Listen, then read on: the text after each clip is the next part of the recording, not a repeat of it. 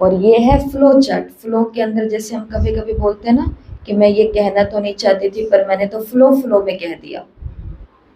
Flow flow किसको बोलते हैं कि एक धारा बह रही है, बहाव है, तो एकदम से ये चीज हो गई। तो जो यहाँ से यहाँ, यहाँ से यहाँ तक जाती है, यहाँ से यहाँ, यहाँ से यहाँ तक आती है, ये है फ्लो।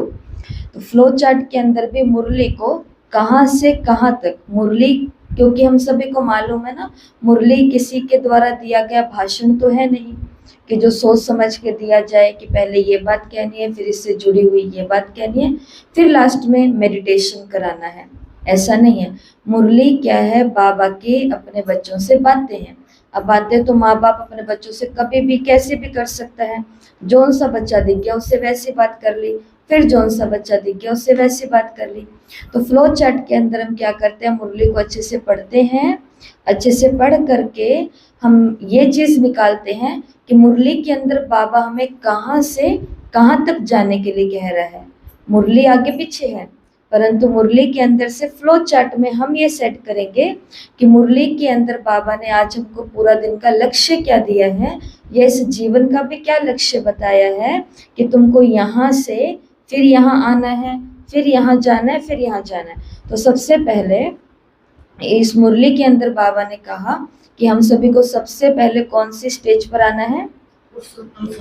हाँ, कि खुद को देखो मैं कौन सी स्टेज या कौन से मंच पर हूँ, तो वो है पुरुषोत्तम संगम युग। पहली रियलाइजेशन बाबा ने आज की मुरली में कराई कि तुम पुरुषोत्तम संगम युग पर हो।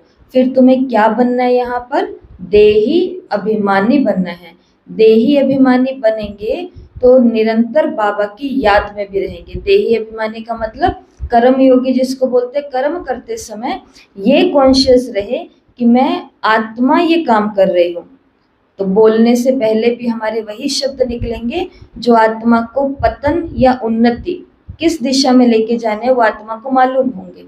तो देही अभिमानी होंगे तो बाबा की याद में रहेंगे, बाबा की याद में रहेंगे तो कर्मेंद्रिय जीत बनेंगे, और जो आत्मा कर्मेंद्रिय जीत बनती है वो कर्मातीत अवस्था को प्राप्त करती है, और कर्मातीत अवस्था के बाद में हम नई दुनिया के मालिक बन जाएंगे। तो ये संपूर्ण फरिश्ता।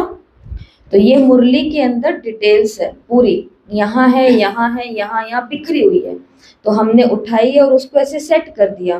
तो अब आप मुरली को सुनेंगे ना तो आपको ये सारी बातें समझ में आ जाएगी कि बाबा ने हमको ये याद दिलवाया है कि तुम संगम युग पर हो। फिर उसके बाद में तुम देही अभिमानी बनने का प्रैक्टिस करो, इससे बाबा की याद